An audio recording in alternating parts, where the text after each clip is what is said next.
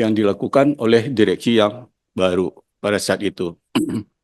Nah, hal ini adalah satu malapetaka yang terjadi. Ini sebetulnya penyebab awalnya. Jadi, akibat daripada adanya pengumuman gagal bayar ini, Jiwasraya pada saat itu terjadi rush, terjadi distrust, orang sudah tidak percaya lagi beli asuransi. Lantas juga penutupan kantor-kantor cabang dan juga agen atau tenaga pemasar sudah tidak bisa jualan, maka di sini tidak ada lagi premi yang masuk.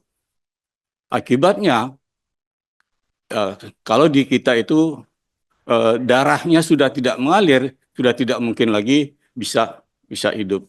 Sahabat pembelajar, berjumpa kembali bersama Imade Sidiasa Belajar Jadi Guru dalam Celotehan. Celoteh kita hari ini, kita akan membahas tentang rapat dengar pendapat umum antara Komisi 6 DPR RI dengan Perkumpulan Pensiunan Jiwasraya dan Pupuk Kaltim. Dalam RDPU ini membahas mengenai situasi terkini dan permasalahan yang dihadapi pensiunan dari kedua organisasi terkait, terutama mengenai kewajiban solvabilitas dan dampaknya terhadap kehidupan pensiunan. Para peserta menyampaikan kekhawatiran mereka mengenai ketidakpastian masa depan dan kebutuhan untuk memenuhi kewajiban yang telah disepakati, serta menegaskan pentingnya dukungan dari pemerintah untuk kelangsungan hidup pensiunan yang tergantung pada hasil pensiun bulanan. Nah, seperti apa beritanya, mari kita simak bersama. Namun sebelumnya, bagi sahabat pembelajar yang belum subscribe, silahkan subscribe, like, komen, dan share channel ini untuk mendapatkan celotehan terupdate.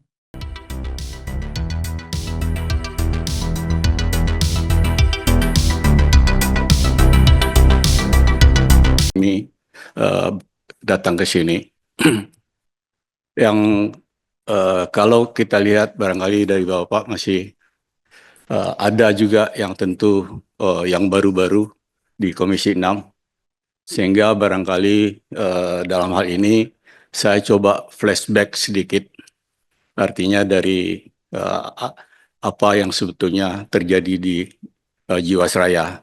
Karena dana pensiun ini ada karena Jiwasraya ada. Dana pensiun itu tidak akan ada kalau Jiwasraya tidak ada. Saya akan coba flashback sedikit. Artinya ada slide-nya. File 2, Pak. Belum slide. File 2. Bisa file 2. Lupa like, comment, subscribe, dan share.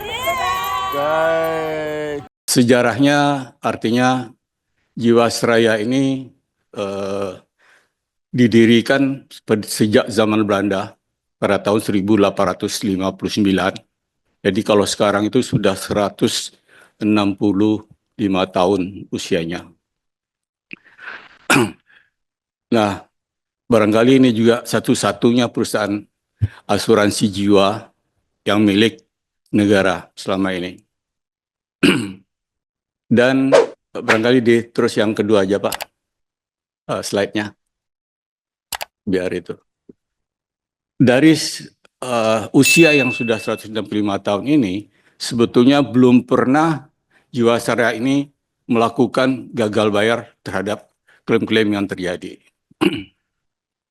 Nah, ini kita lihat bagaimana historisnya sebetulnya. Kalau kita lihat dari tahun 1998 sejak terjadinya krisis, itu memang sudah ada terjadi negatif ekuitas. Tahun 98 sudah terjadi, tetapi terus berjalan. Kalau kita lihat pada tahun 2008 sampai 2018, di situ terjadi penggantian direksi, itu pun masih terjadi negatif ekuitas. Tapi kenyataannya sampai 2018 tidak pernah terjadi gagal bayar. Ini historisnya, karena memang ini perusahaan tua dan perusahaan yang sudah sangat berpengalaman. Nah, pada saat terjadi penggantian direksi pada tahun 2018, kita lihat dari data ini bahwa sebetulnya sudah mulai membaik pada tahun 2012 dan diperkirakan 7 tahun lagi atau 2 tahun lagi dari tahun 2025 itu dia akan membaik gitu. Tapi pada saat penggantian, di situ ada terjadi pengumuman gagal bayar yang dilakukan oleh direksi yang baru pada saat itu. Nah, hal ini adalah satu malapetaka yang terjadi. Ini sebetulnya penyebab awalnya. Jadi, akibat daripada adanya pengumuman gagal bayar ini, Jiwasraya pada saat itu terjadi rush, terjadi distrust, orang sudah tidak percaya lagi beli asuransi. Lantas juga penutupan kantor-kantor cabang dan juga agen atau tenaga pemasar sudah tidak bisa jualan, maka di sini tidak ada lagi premi yang masuk. Akibatnya, kalau di kita itu darahnya sudah tidak mengalir, sudah tidak mungkin lagi bisa hidup. Itu yang terjadi sejarahnya. Jadi artinya sampai artinya dengan alasan penyihatan pada saat itu, maka dilakukanlah satu restrukturisasi. Itu penyebab awalnya. Maka di situ akibat daripada restru itu, hampir semua pihak itu dirugikan. Apakah itu karyawan, termasuk pemegang polis, barangkali di PKT ini juga pemegang polis di Jiwasraya sebelumnya, dan juga para pensiunan. Jadi itu yang terjadi, Pak. Dampak daripada sebetulnya gagal bayar itu sangat fatal sekali gitu. Itu berdampak pada seluruhan, itu merugikan karyawan, pemegang polis, dan para pensiunan. Dan perlu kami sampaikan juga di sini, barangkali tolong slide berikutnya, Pak. Ini berdasarkan data, artinya pada saat terjadi gagal bayar, itu dilakukanlah PMN, penanaman modal negara, itu yang diberikan sampai secara total itu 34,72 triliun. Jadi pada saat awal terjadi gagal bayar, itu 20 triliun, terus ditambah 34,7 triliun. Sedangkan berdasarkan BPK, hasil daripada BPK, kerugian negara hanya 16,8 triliun. Pertanyaannya, kalau 20 triliun itu saja diberikan kepada Jiwasraya pada saat itu, permasalahan ini tidak akan pernah muncul gitu. Karena sudah sehat gitu loh. Tetapi kita juga tidak tahu kenapa PMN itu diberikan kepada IFG Life.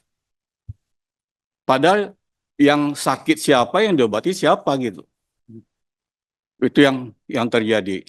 Dan itu sangat berdampak kepada seluruh pihak gitu. Dan kita juga perlu mempertanyakan kenapa kerugian 16,8 T sudah dikasih PMN sampai 34 sekian T, tetapi juga masih belum selesai gitu loh Pak.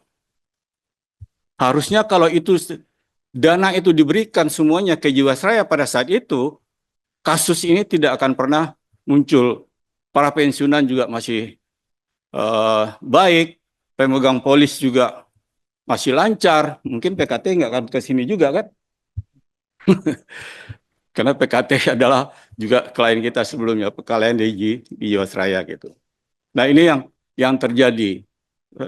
Saya sih menyarankan kepada Bapak yang ada di sini ya perlu juga dilihat. Kenapa sih kerugian 16,8 kok PMN-nya sudah sampai 34, kemana sih dananya? Itu tuh yang itu sejarahnya Pak. Kenapa kita sampai datang ke sini sebetulnya tidak perlu kalau hal itu dilakukan di awalnya. Sekarang saya lanjut kepada DPPK, dana pensiun tadi yang sudah disampaikan oleh Pak Deong sebagai Ketua Umum. Kita pada saat ini disampaikan ada 90% yang memang lagi dalam kesulitan, yang hasilnya itu yang penghasilan pensiunnya adalah di bawah UMR. Jadi apakah kita sedangkan sampai saat ini kekurangan solvabilitas yang harus dibayar itu sampai 300 berapa? 371,8 miliar. Ya. Dan itu pun baru per posisi sampai dengan 2023. Kita belum tahu nih. 2024 kita harus hitung ulang kan gitu, Pak. Berapa yang harus dibayar oleh pendiri kepada DBPK. Jadi kalau kita lihat ada sekitar 2.300 orang pensiunan yang nantinya yang akan menderita. Kalau ditambah keluarganya masing-masing itu sekitar 7.000 orang yang akan nanti yang sengsara gitu, Pak. Kalau hal itu tidak dibayar oleh pendiri.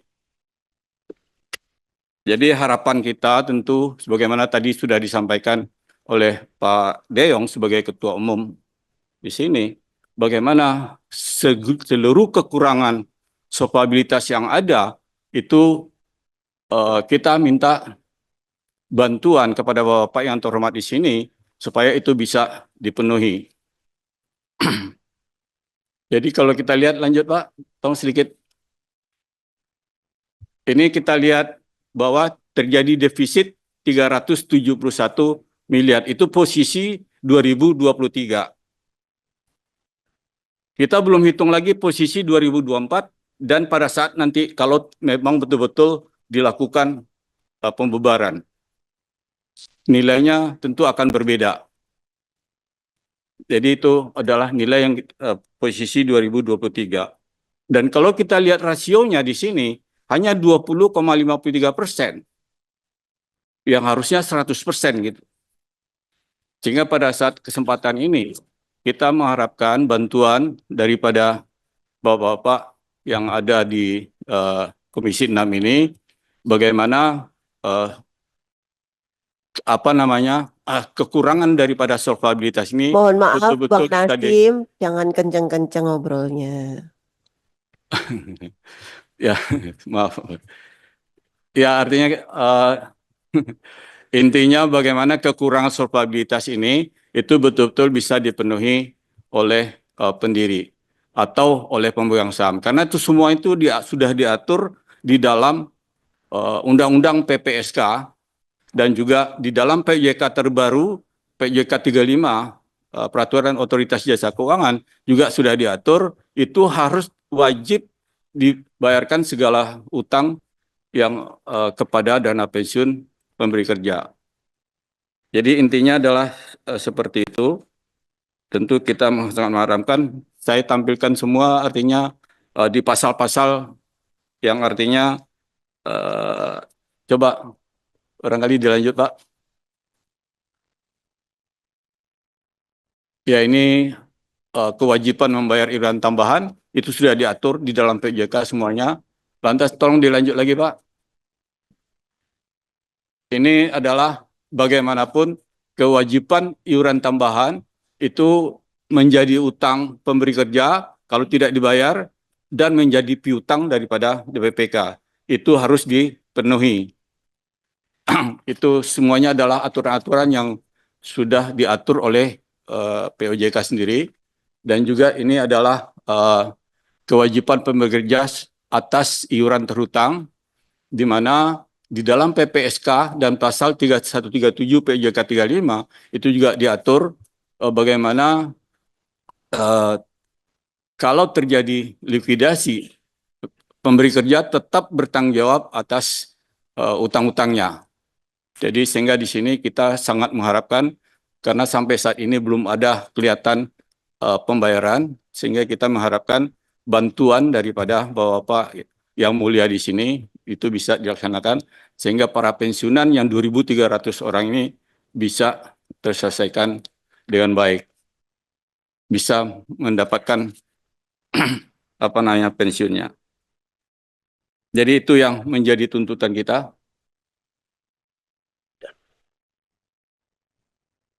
Ya. Terakhir Pak yang menjadi ini kita.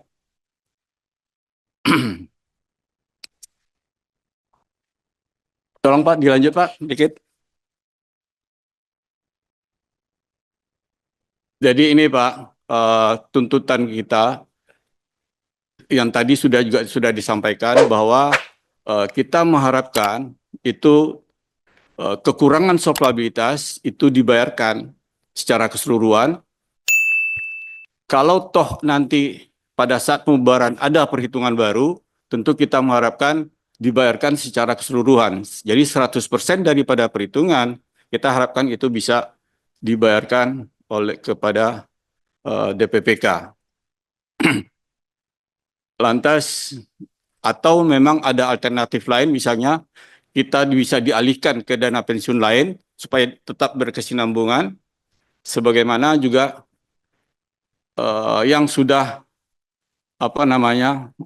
yang sudah dilakukan oleh BUMN lain yang dulunya juga pernah di kita. Jadi artinya seperti PKT dulu adalah pensiunnya adalah di Jiwasraya, sekarang dialihkan ke EFG. Barangkali juga kita ada solusi seperti itu, silakan kan gitu Pak. Yang penting bagaimana para pensiun ini dia bisa hidup, karena filosofinya dia harus untuk kesinambungan penghasilan di masa tua. Kalau sekarang stop ya akan mati semua kan gitu Pak. Barangkali itu yang bisa saya sampaikan. Terakhir, tolong Pak yang terakhir ini saya hanya mengutip pidato daripada Bapak Presiden kita, Prabowo yang baru. Pak Presiden, saudara-saudara, masih ada saudara-saudara kita usianya di atas 70 tahun masih menarik becak. Ini bukan ciri-ciri bangsa yang merdeka. Like, comment, and subscribe. Dan share. Hanya kalau kita bisa wujudkan keadaan di mana rakyat sungguh merasa dan menikmati kemerdekaan, baru kita sungguh-sungguh puas dan bangga dengan prestasi Indonesia merdeka. Jadi ini kutipan yang kita harapkan tentu menyentuh kita semua. Jangan para pensiunan ini tentu kita tidak ingin setelah dia tidak terima pensiun akan menjadi penarik becak semua. Tentu itu tidak kita harapkan. Jadi itu Pak, harapan kita sekali lagi kepada Bapak-Bapak yang mulia di sini bisa membantu kita untuk memenuhi segala tuntutan yang sudah kita sampaikan tadi. Demikian Pak yang bisa saya sampaikan.